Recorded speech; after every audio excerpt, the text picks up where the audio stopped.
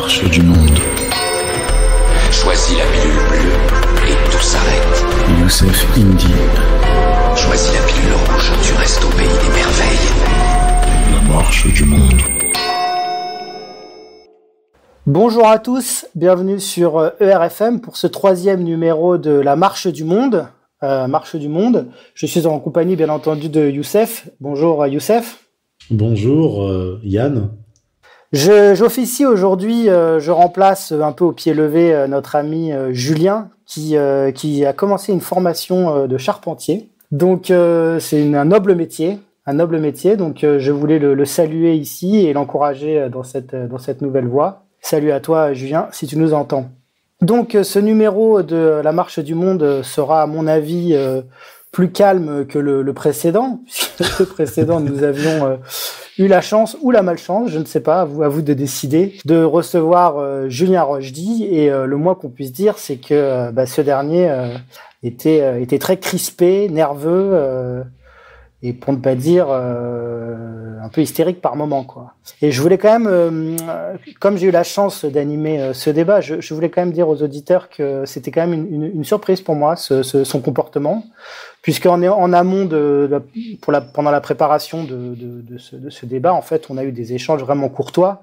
Et je dois vous dire, alors peut-être que j'ai péché par naïveté, mais je ne pensais pas qu'il se comporterait de la sorte, et je ne pensais pas qu'il serait aussi agressif. Voilà, bon.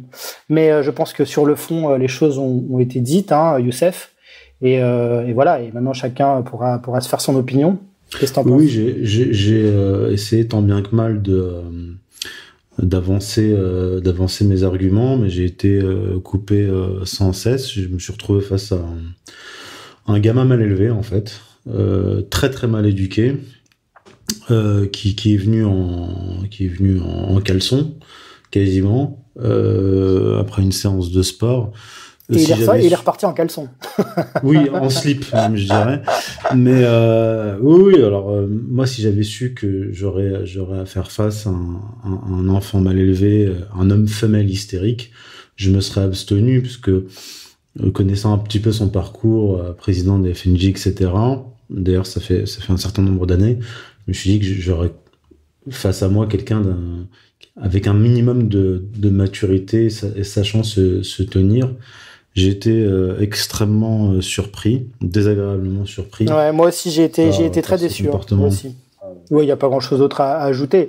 À part, on peut dire qu'on était quand même très loin des standards qu'il se plaît à mettre en avant avec son école major et tout son baratin masculiniste. Franchement, c'est vraiment pas ce qu'on a vu lors de ce débat, quoi. C'est pas la première personne avec qui je débat, mais c'est vrai qu'en général, je débat avec des gens qui ont entre 40 et 75 ans, qui sont des adultes, même si on peut avoir des désaccords de fond. Par exemple, un des derniers débats que j'ai eu, c'était avec Francis Bergeron, où on était totalement en désaccord total, mais il y avait un minimum de respect. Il y avait un minimum de respect, il savait se tenir, je me suis bien tenu, enfin voilà, qu'on est entre personnes bien élevées, mais là je me suis retrouvé face à je leur dis, un enfant mal élevé qui a certainement pas reçu suffisamment de baffes dans la figure quand il était gamin. Voilà. Okay, bon, et j'ajoute que, comme je lui ai dit à la fin du débat, je pense qu'il aurait été beaucoup plus respectueux s'il avait été face à moi, parce que les gens prennent l'habitude du monde virtuel et sont très très facilement insultants et irrespectueux quand ils sont derrière leur écran. Bien sûr, voilà. Ça les désinhibe, on peut dire. Ouais. Ok, bon, on va pas en faire des tonnes là-dessus, hein. On va rentrer dans le vif du sujet, ce qui nous importe, et cette incroyable opération Zemmour à laquelle nous sommes en train d'assister actuellement. C'est un véritable tapis de bombe. Ils ont sorti les B-52, Zemmour et partout. Presse, radio, télé, il fait toutes les grandes émissions alors qu'il n'a même pas ses signatures et qu'officiellement il n'est même pas candidat. C'est vraiment pas sans rappeler l'opération Macron il y a 5 ans. On retrouve quand même beaucoup de similitudes, hein. On voit vraiment que le système met le paquet. Et donc toi, tu analyses ça avec beaucoup de recul. Et méticuleusement, Youssef, notamment dans le dernier article que tu as sorti en exclusivité pour la rédaction d'Égalité et Réconciliation. Mais toi, c'est quelque chose que tu vois venir d'assez loin. Oui, alors j'ai rappelé dans cet article que j'avais justement publié un article le 29 mai 2017, donc au sortir des élections présidentielles de 2017, un article qui est titré «La mort des idéologies modernes et des partis politiques». Alors c'était quand même une étude de fond sur la transformation sociopolitique de la France.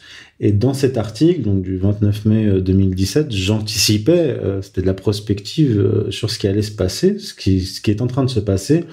Alors plusieurs choses, j'anticipais l'éclatement du Front National en deux partis distincts, un que créerait Florian Philippot, gaulo-chevènementiste, ce qu'il a fait 4 mois plus tard, 4 mois après mon article, et un parti néoconservateur libéral. Et j'écrivais à l'époque que Éric Zemmour travaillait à la neutralisation de toute la frange catholique et de droite de la population française, de l'électorat français plutôt, et à la création de ce parti néoconservateur libéral. Bon, j'avais pas vu à l'époque qu'il en prendrait la tête, mais j'avais écrit qu'il travaillait à la création de ce parti, et j'anticipais aussi le rôle de Marion Maréchal Le Pen comme égérie de ce futur parti ou mouvement. Et là, c'est ce qui est en train de se passer. Mais tout à fait. Mais ce qu'on peut analyser, c'est vrai que Marine Le Pen avait quand même il y a quelques années Florian Philippot à sa gauche et puis Marion Maréchal à sa droite. Et on a cru un moment qu'elle arriverait à faire la synthèse entre ces deux branches, entre ces deux sensibilités. Et puis elle en a été incapable. Alors bien sûr, elle en a été incapable parce que elle n'a peut-être pas le niveau, hein. On va pas se mentir, hein. Mais à sa décharge, des forces étaient dans l'ombre et travaillaient à son éclatement. Des forces obscures. Alors, disons que il y a une double tendance, double force à l'intérieur du Front National, ou des gens qui ont un pied au Front National et un pied à l'extérieur, voire pas du tout, qui ont poussé Marine Le Pen dans plusieurs sens. Alors, il y a, je le rappelle dans mon article, Goldnadel, des membres du B'nai B'rith, etc., qui ont... alors, Goldnadel a été un acteur de premier plan parce que en janvier 2011, quand elle prend la tête du parti, Marine Le Pen rencontre Gilles William Goldnadel, hein, qui a été membre du comité directeur du CRIF et qui vit entre Tel Aviv et Paris. Ce Goldnadel lui a dit, en gros, lui a conseillé, pour être totalement dédiabolisé et entrer dans l'arc républicain, deux choses. Il avait deux conditions. La première, c'est faire sa mise à jour sur la Shoah, ce qu'elle a fait un mois plus tard, dans le journal Le Point, et tuer le père. Ça, c'est ce qu'elle a fait quelques années plus tard. Alors, ça, c'était le fondement, en fait, de la politique de dédiabolisation, parce que la dédiabolisation, c'est ça. La dédiabolisation tourne autour de la question juive et du rapport à Israël. Et un autre acteur assez important, Robert Ménard, qui est l'ancien secrétaire général de Reporters sans frontières, financé par la CIA, par Soros, qui a été proche notamment de Bernard-Henri Lévy et qui a été largement anti-russe, anti-chinois, a travaillé, lui, Marine Le Pen au corps pour qu'elle prenne un tournant libéral. Lui, d'ailleurs, et Éric Zemmour, durant la campagne de 2017, je rappelle que Ménard a obtenu la mairie de Béziers grâce au Front National. Ouais, mais si je peux me permettre, Youssef, c'est vrai que à cette période a éclos autour de Marine Le Pen des personnalités. Donc il y a Ménard, mais il y a Collard aussi. Oui. Il y a aussi Sébastien Chenu. Enfin, on a vu quand même éclore autour d'elle des personnalités qu'on n'avait pas trop l'habitude de voir au Front National. Puis des gens qui ont eu assez facilement des circonscriptions. Hein. Je pense à Ménard qui a eu la municipalité.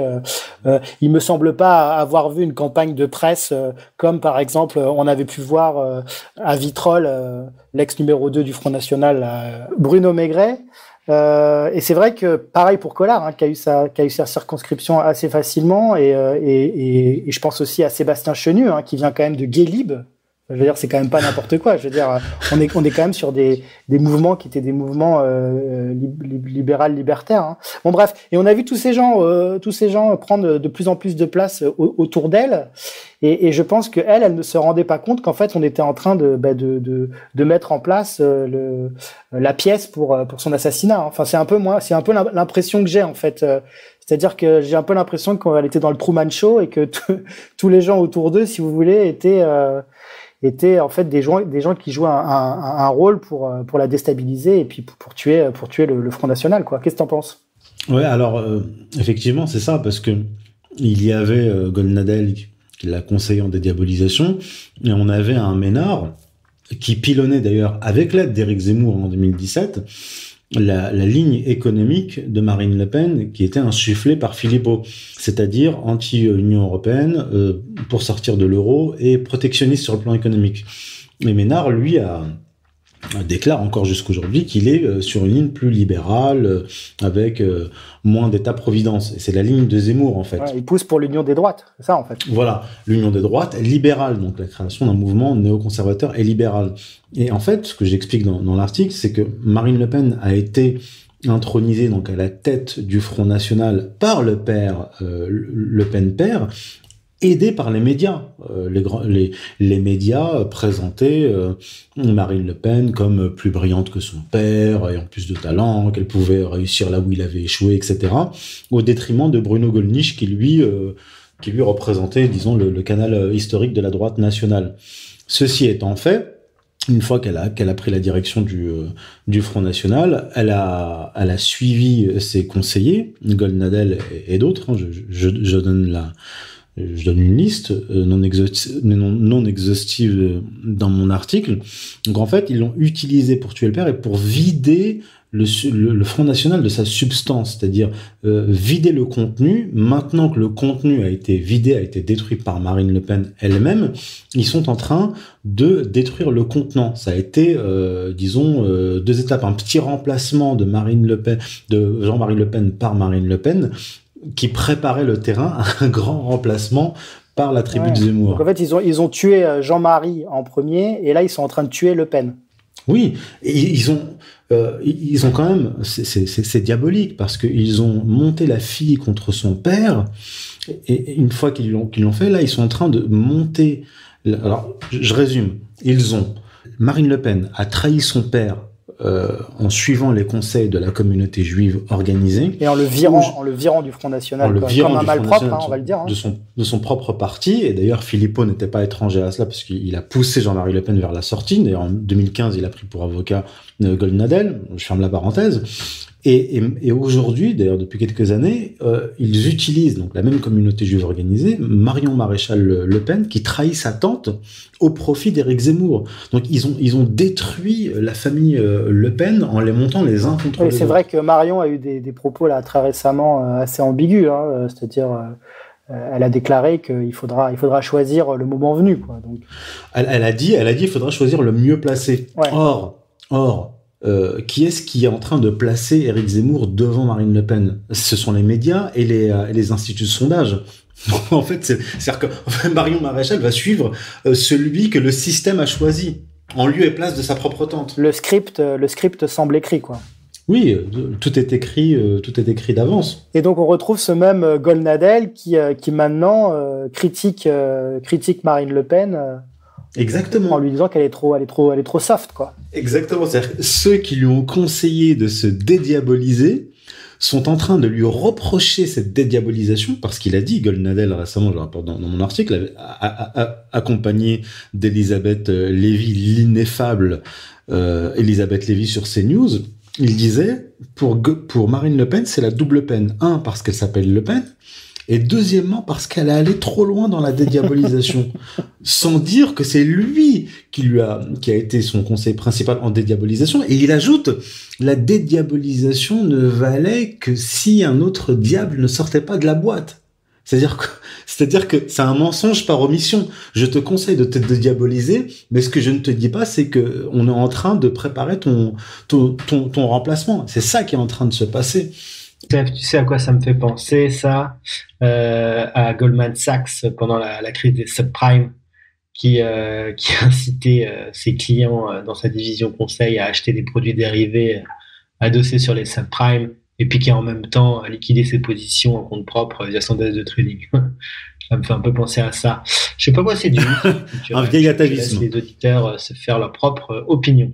Voilà, donc Marine Le Pen bien entourée, et ce zemmourisme en marche, qui a clairement pour objectif l'union des droites et empêcher la jonction entre ce qu'on appellerait nous AER, la gauche du travail et la droite des valeurs, ou entre les gilets jaunes et la manif pour tous. On sent que c'est quand même bien ça le projet. Oui, alors ce qui est intéressant, c'est que l'objectif là de l'opération Zemmour, ça je le dis par contre depuis à peu près un an, c'est de permettre à Macron d'être réélu en l'attirant vers la droite, c'est-à-dire un Macron droitisé, un Macron néocon qu'on présentera en néo-souverainiste, combattant l'immigration, etc., sous l'influence d'Éric Zemmour. Ça a déjà commencé, ce que j'écrivais l'année dernière. C'est ce qui est en train de se réaliser. C'est d'ailleurs ce que dit Zemmour aujourd'hui. Il déclare récemment que Emmanuel Macron, qu'il est l'inspirateur d'Emmanuel Macron, puisque Macron a déjà demandé une note au téléphone à Zemmour sur l'immigration.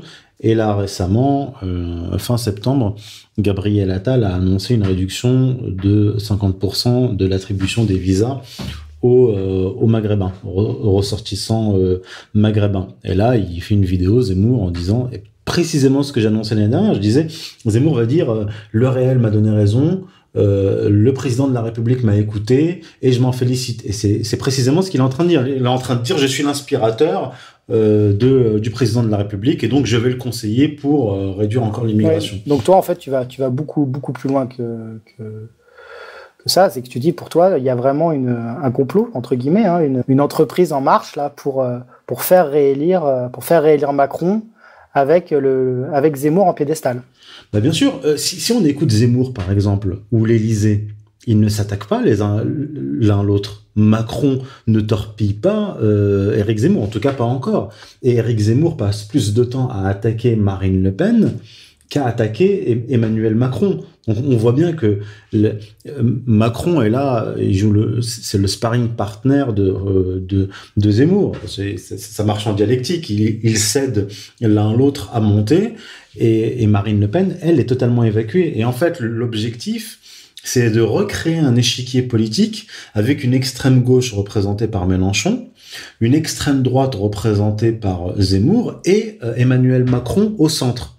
Et donc, et c'est ce qui a été officialisé par BFM TV lorsqu'ils ont organisé le débat en fait présidentiel entre Mélenchon et Zemmour, un débat qui était minuté. C'est quand même incroyable. On a un éditorialiste, un chroniqueur qui n'a pas encore annoncé qu'il était candidat. Tous les médias ne parlent que de lui et il lui organise un débat au format présidentiel face à Mélenchon. Et en faisant disparaître Marine Le Pen, qui est quand même à la tête d'un des partis les plus importants de France. C'est-à-dire que BFM TV, avec son patron Drahi, milliardaire israélien, impose sur le plan politique pas ce nouveau paysage, mais ce nouvel acteur qui remplace Marine Le Pen, et personne ne trouve cela étrange. Donc je reviens à mon propos. Donc l'objectif, c'est d'évacuer en fait l'opposition peuple-oligarchie, ce dont je parle depuis maintenant quelques années. Je dis que Éric Zemmour est un contre-feu de l'oligarchie pour contrer justement la révolte populaire qui se fait sur une base socio-économique.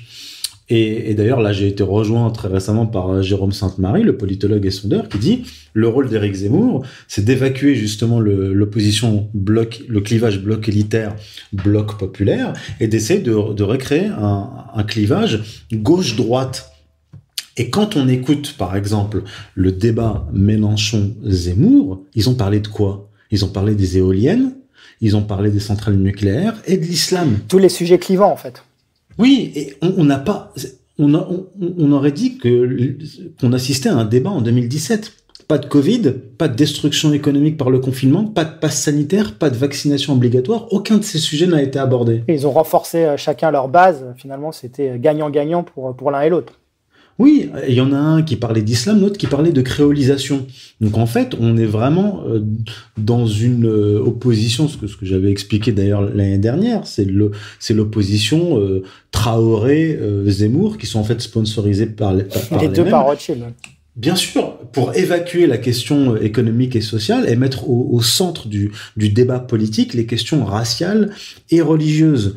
D'où le silence assourdissant de Zemmour sur toute la question Covid.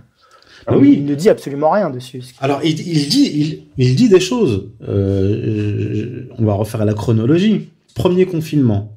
Sur Paris Première, il reproche à Divizio d'attaquer en justice Édouard Philippe, etc. Et il lui dit « C'est à cause de vous qu'on déconfine pas suffisamment vite parce que Édouard Philippe a peur de se retrouver dans la même situation que Laurent Fabius avec le sang contaminé. » Donc, toujours dans la même période, on est en avril 2020.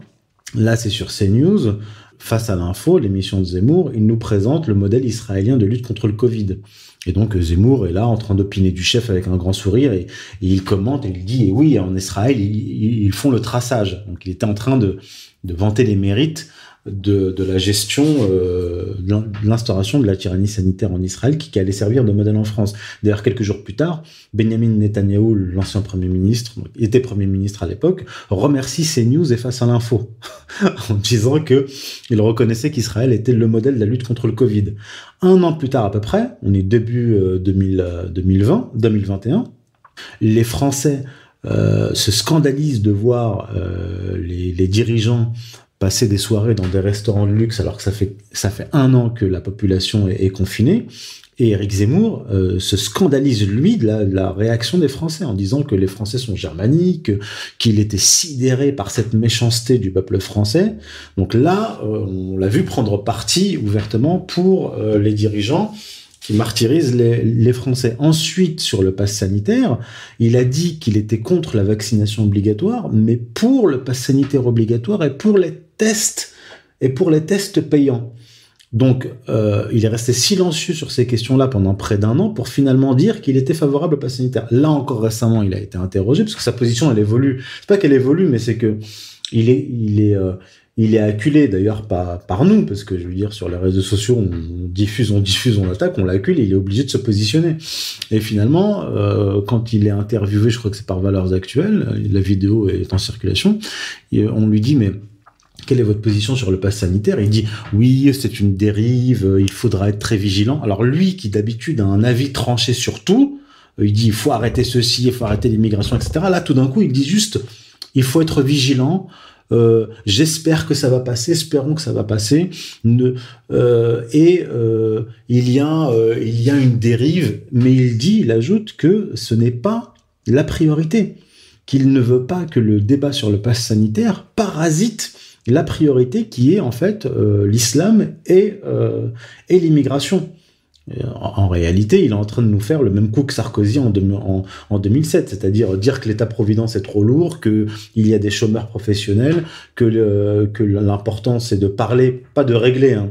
Parce que Sarkozy, pareil, il a fait un ministère de l'immigration, il n'a pas réglé le problème de l'immigration.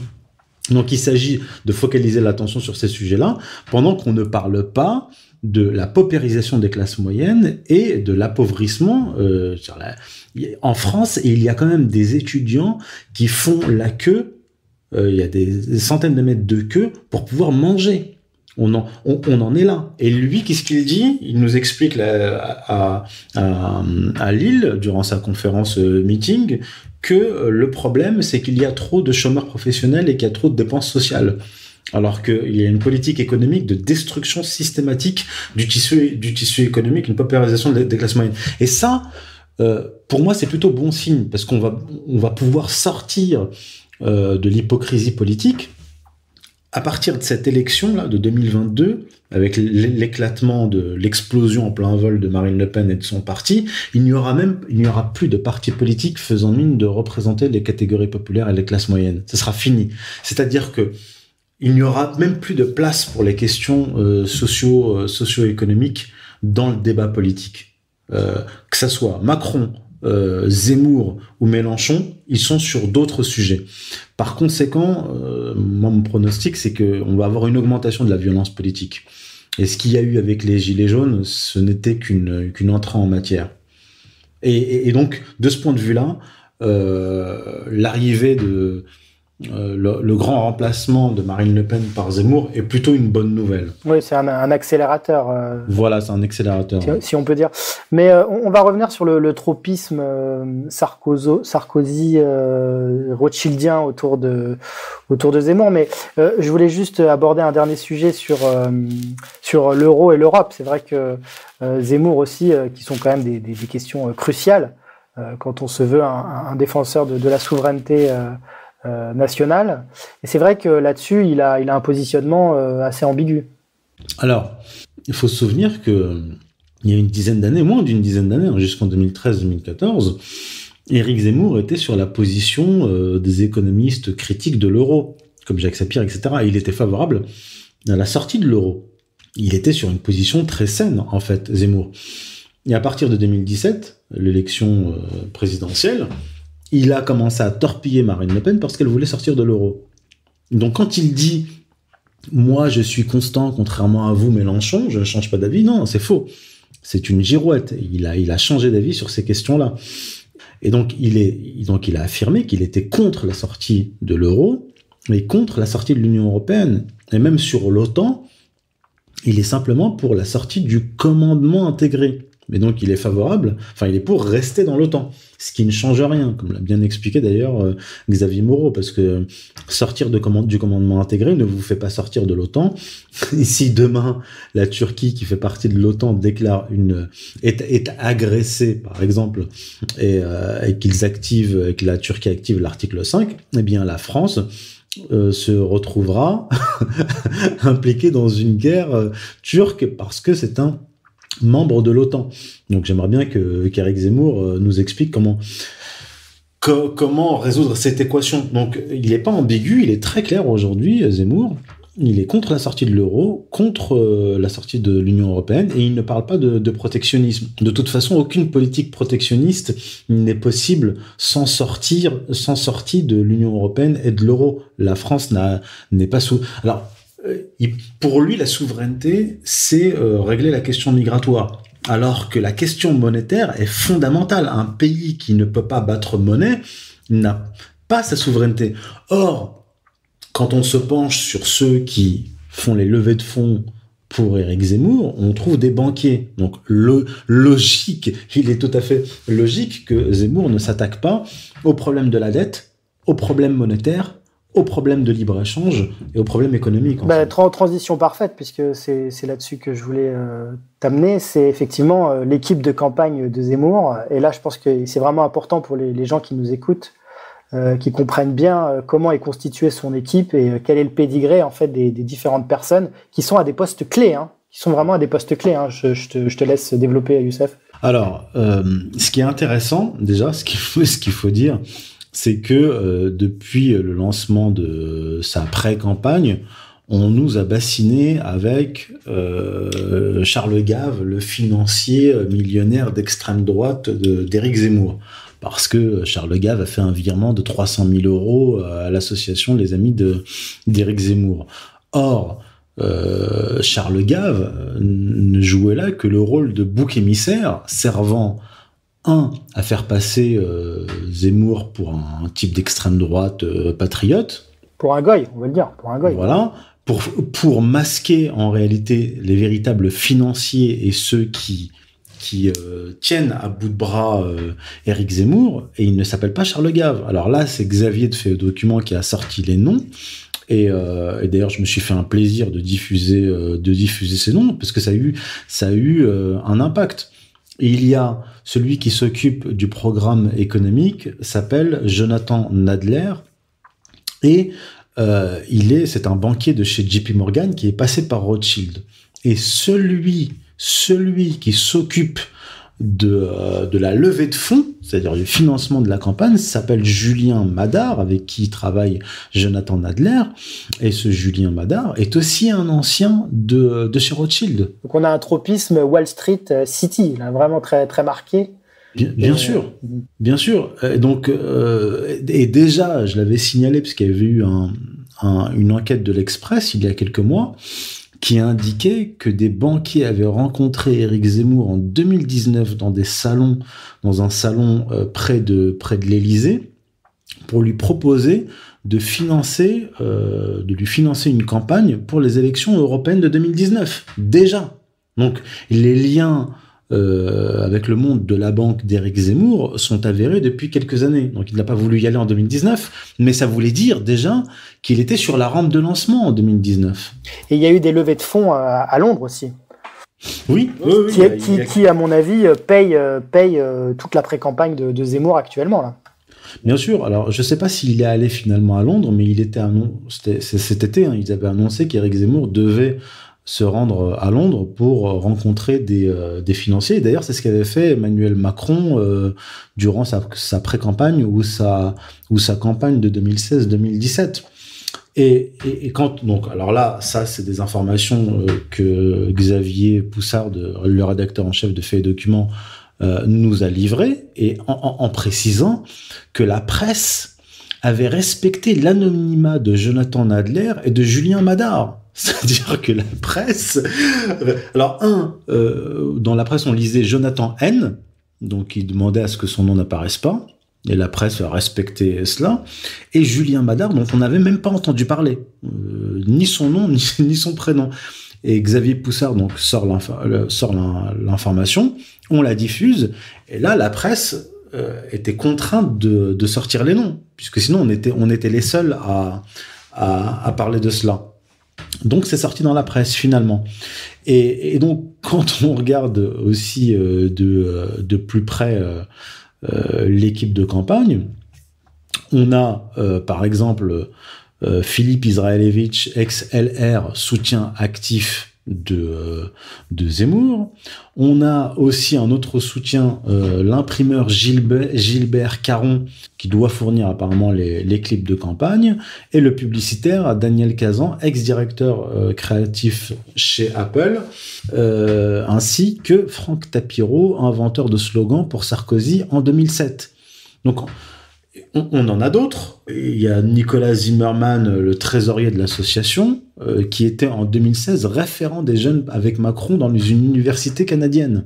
Donc en fait, on a des macroniens et des sarkozystes dans l'équipe de Zemmour. Et en fait, cela ne fait que confirmer ce que je dis depuis l'année dernière, à savoir que le rôle de Zemmour est de faire réélire Macron.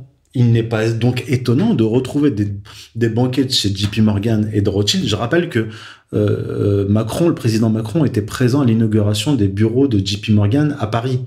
Donc en fait, on a les mêmes réseaux, on a les mêmes équipes qui font monter Zemmour simplement pour permettre à Macron d'être réélu. Et à cela peut s'ajouter également la bénédiction des grands patrons du CAC 40, comme bien entendu Bolloré Goldschmidt, qui lui offre une visibilité que n'importe quel homme politique rêverait. Je veux dire, il lui a offert une émission en prime time tous les soirs sur une des premières chaînes info. Je veux dire, quand on y pense, c'est dingue. Hein. Mais également, et d'ailleurs tu fais référence à cela dans ton article. L'ancien PDG d'AXA, De Castries, avec qui il aurait eu un dîner de Castries, dont je précise qu'il est un ancien du Bilderberg. Oui, alors, il a rencontré, alors c'était en juin, il a dîné avec 4 oligarques français, donc Henri de Castries, président directeur général d'AXA de 2000 à 2016, administrateur de Nestlé et de HSBC, ancien président de l'Institut Montaigne et président du comité de direction du groupe Bilderberg depuis 2012. Il y est toujours. Donc là, on a vraiment toutes les cases sont cochées là. Un membre éminent de l'oligarchie. Il y avait également à ce dîner présent Godefroy de Benzmann, président de Syntec Numérique depuis 2016 et coprésident de Devo Team.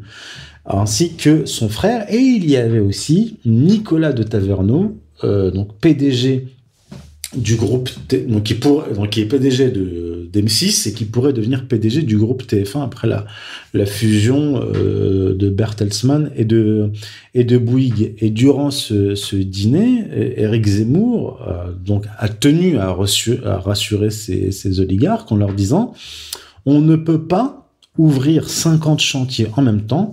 Si j'arrive au pouvoir, c'est pour traiter un sujet, le choc des civilisations, sur l'économie. Ce ne sera pas la révolution. » Voilà, c'est clair. Donc il est vraiment bien entouré. Ça me fait penser à la phrase d'Alain Soral quand il dit un homme politique, c'est le plus important, c'est pas ce qu'il dit, mais c'est vraiment les équipes qui sont derrière. Oui. Et là, je pense que là les choses sont assez claires. Ah oui, sur le plan idéologique, les équipes, les financiers, je veux dire, c'est un Sarkozy bis. C'est pour ça que je parle de macro-zémourisme qu'il faudrait en réalité appeler le macro-sarkozisme. Parce que là, c'est les réseaux Sarkozy et c'est les milliardaires sarkozystes qui sont derrière Zemmour et qui portent Zemmour. Ça fait, pour moi, l'opération Zemmour a commencé en 2019. Et le signe de cela, ça a été février 2019. Donc, je rappelle que Zemmour démarre son émission quotidienne sur CNews en octobre 2019.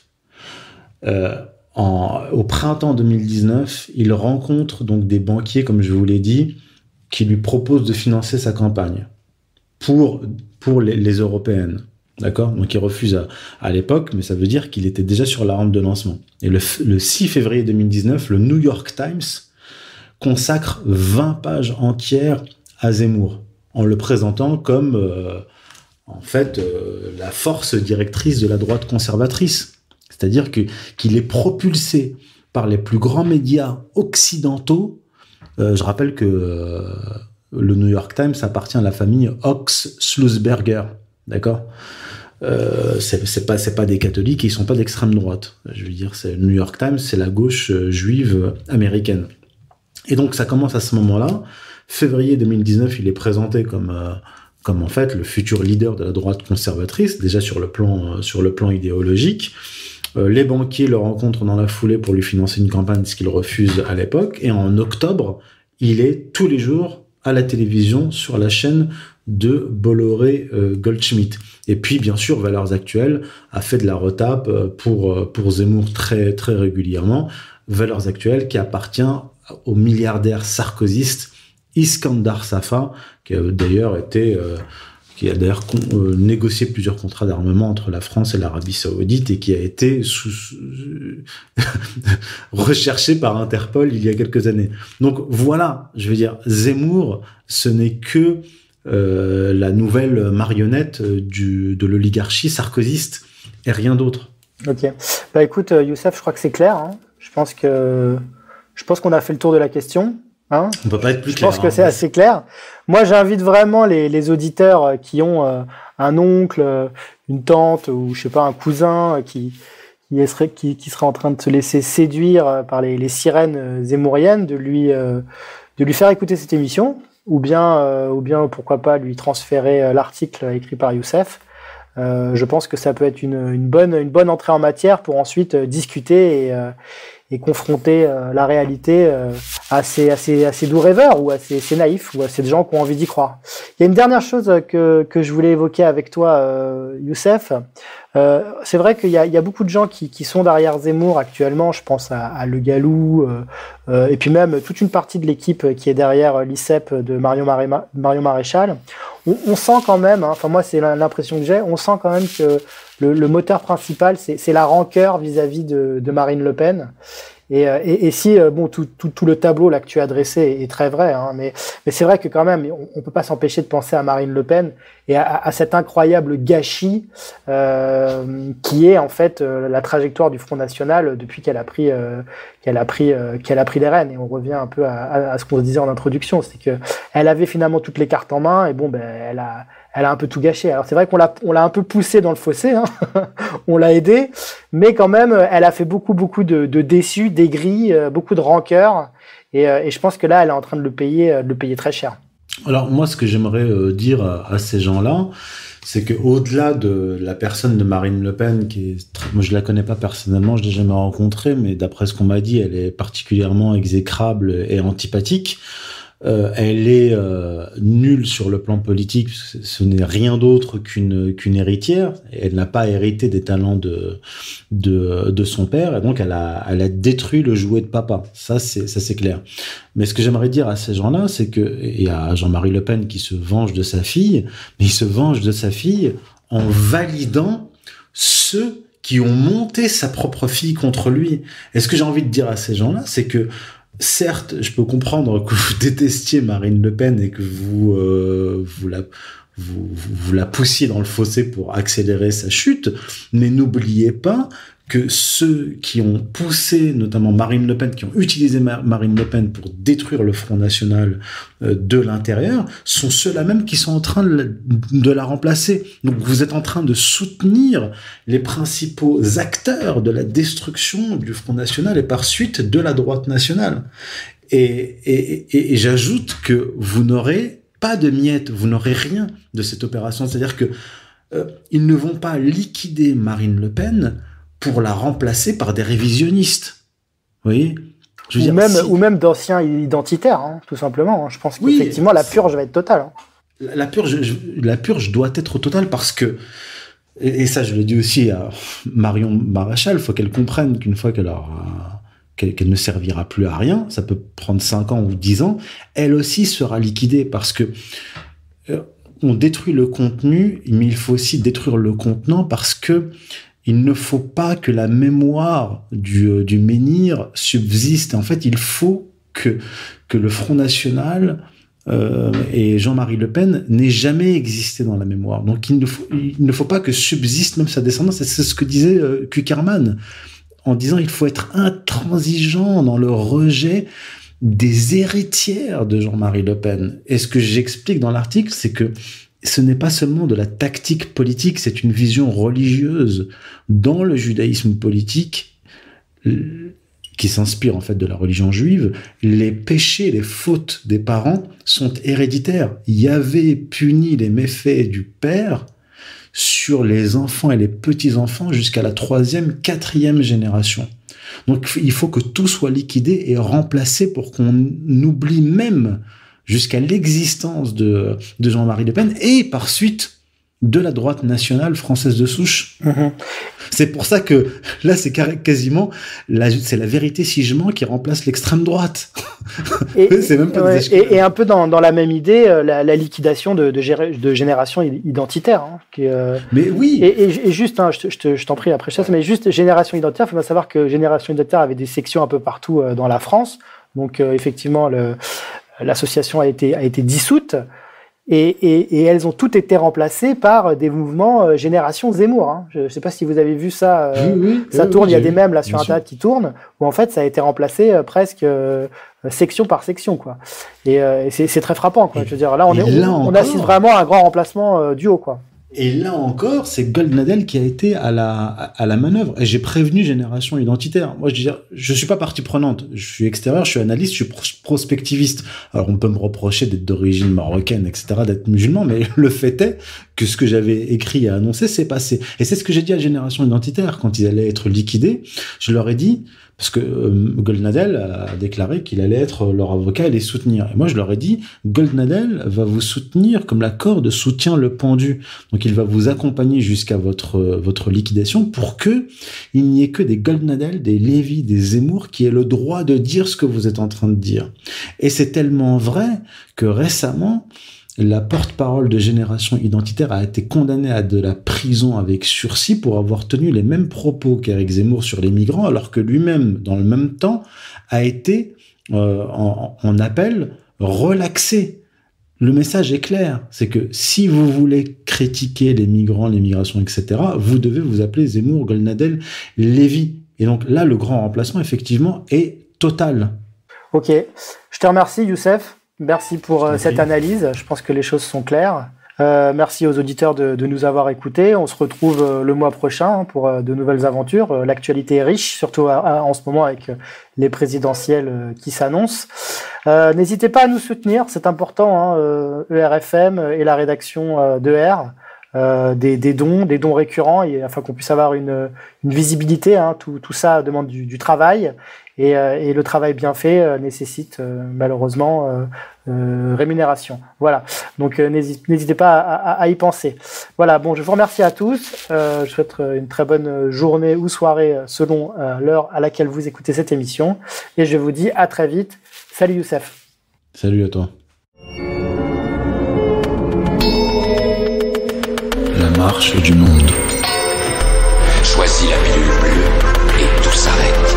Youssef Indy. Choisis la pilule rouge, tu restes au pays des merveilles. La marche du monde.